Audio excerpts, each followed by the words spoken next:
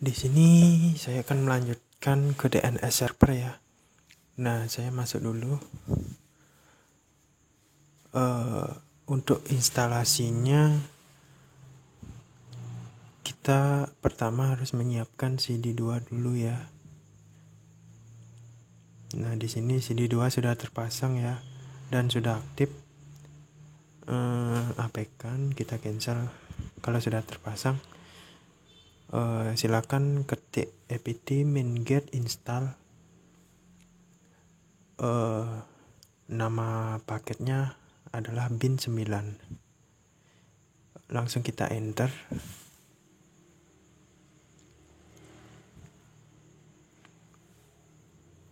Kita tunggu.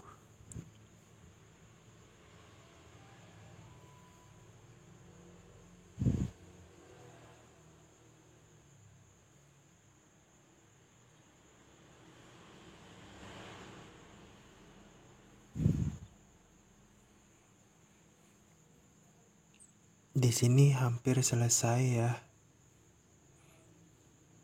untuk proses instalasinya. Kemudian kita masuk atau akses folder etc bin. Kita akses folder bin yang terletak di etc, kemudian kita ls untuk menampilkan. Nah, di situ kan sudah ada tuh daftar config-confignya. Kita cek dulu ya berapa IP depan yang sebelumnya kita buat ya, 192, dan kita akan melanjutkannya lagi. Di sini saya akan mengcopy file db.local dan kita buat clone-nya db.krishna. Kita copy db.127 file config 127. Kita clone bernama db.192. Sebenarnya untuk penamaan bebas ya, ini sebagai pengingat saja biar nggak susah-susah amat mengingatnya. Dan saya agak lupa sih ya mana yang harus saya config dan apa-apa saja yang harus ditambahkan. Di sini saya membuka modul lama waktu zaman sekolah ya. Oh ya. Kemudian kita edit db. File yang sudah kita clone tadi ya, db lokal yang sudah kita clone tadi. Itu db.krishna itu ya, kita akan edit. Nah, sudah terlihat di sini. Titik itu biarkan ya. Kita buat nama domain, dan titik terakhir juga biarkan. Kita buat nama domain kita dan kita ke bawah. Seperti biasa tambahkan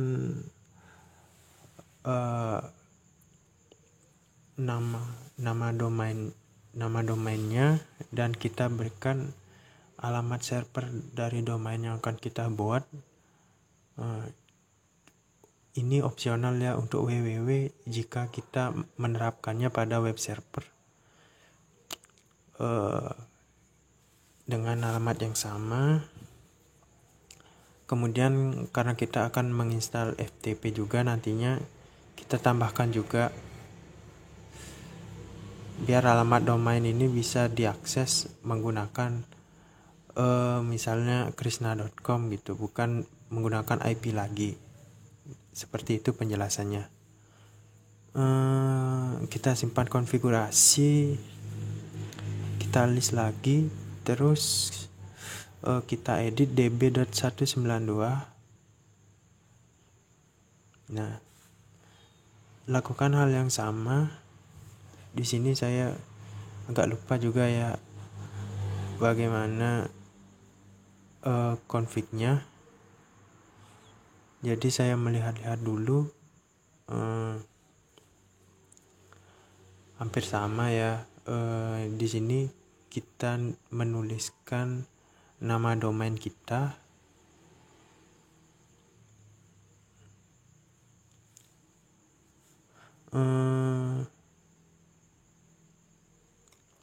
kita buat localhostnya, nama localhost ya, nama localhostnya. Terus kita rubah juga nama localhostnya apa, hampir sama seperti proses yang tadi ya, yang sebelumnya. Terus kita tinggal tambahkan akses www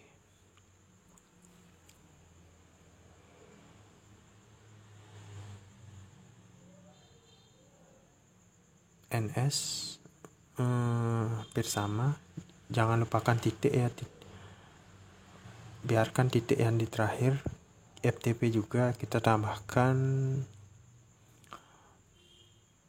Nah, ini untuk bagian yang terakhir ya, itu alamatnya terbalik kan, 192.168.110. Jadi dia kalau kita baca dari atas ke bawah sampai ke kiri itu akan nyambung jadi 192.168.1.10. Jadi seperti itu. Posisinya terbalik ya. Lalu kita keluar, kita simpan konfigurasi, kita konfigurasi lagi pada config nano name default conf default zone. Nah, di sini kita buat fungsi, kita tambahkan fungsi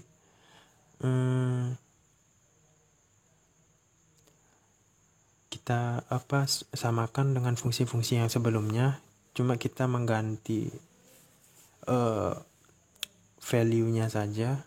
Misalnya di sini ada zone localhost kita, misalnya kan localhostnya krishna.com. Kita buat tipenya apa. Nah, hampir seperti itu ya, yang di atas hampir sama. Terus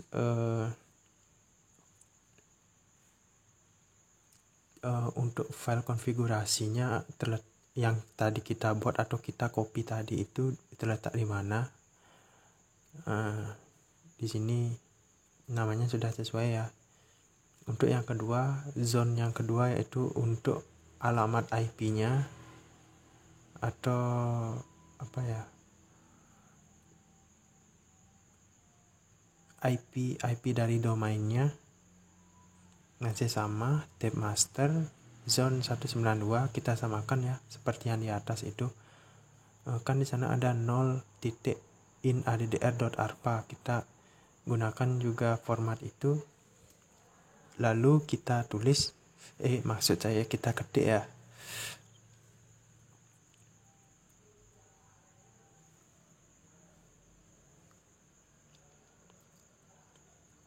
Lalu file konfigurasinya terletak di mana.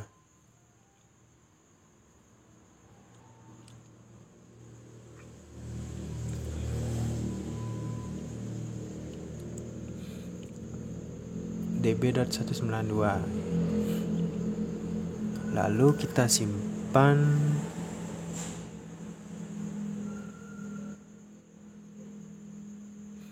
Nah, kita akan menambahkan di resolve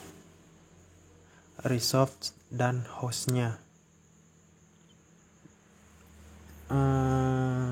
Lalu ketikkan nano/etc/resolve.conf. Jadi kita hapus yang di atas, kita sisakan name servernya saja.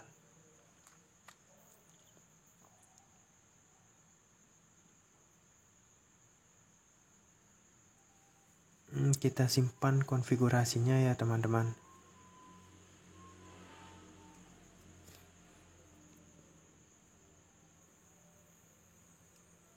Kita menuju host nano/etc host.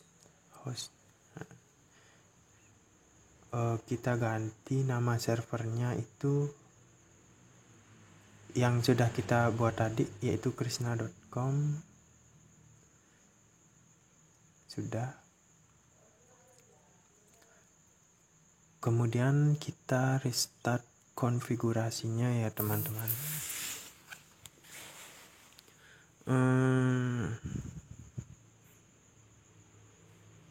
/etc ini .d nama paketnya, kita restart bin9 restart. Oke. Nah, setelah itu kita tes dengan menggunakan dig nama domain kita. Sudah. Di sini sudah terlihat ya. Dan coba kita ping. Oh, ternyata sudah mau juga ya. Nah, untuk tahap setelah ini kita bisa mengkonfigurasi kliennya. Kita buka dulu kliennya, teman-teman ya. Kita hidupkan dulu kliennya.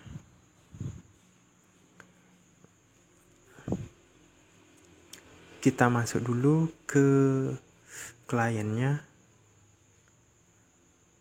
Sebenarnya untuk klien ini kita bisa kalau lebih gampang bisa menggunakan Windows sih sebenarnya, tapi karena saya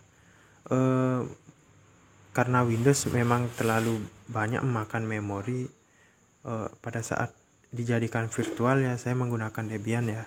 Itu alasan saya. Jadi untuk di klien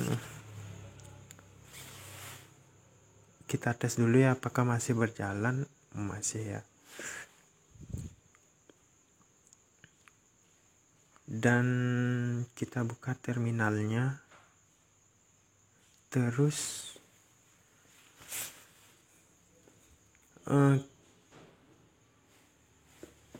kita masuk ke mode super usernya. Kita cek apakah IP DHCP sebelumnya kita buat masih terbaca. Oh, ternyata masih ya. Kita ping. Oh, ternyata ada delay ya. Dan coba kita cek di kliennya. Coba kita ping server.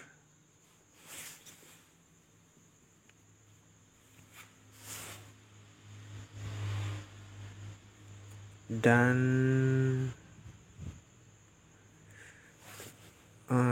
kita restart coba DHCP-nya ya. ISC tab restart. Oke. Kita ifconfig lagi. IP server masih tetap ya 110. Karena kan kita sudah men-setnya ke 110 juga. Terus kita coba ping servernya. Oh, ternyata sudah terhubung ya. Sekarang dari server ke klien dengan IP DHCP ya, 192.168.1.9. Kita cek. Nah, sudah mau jalan ya. Sekarang kita coba ping domain localhostnya ya. DNS yang sudah kita buat atau konfigurasi di server tidak mau terhubung ya. Nah, di sini kita tinggal mengganti di bagian resolve dengan alamat IP servernya. Kita ping lagi ya. Astaga.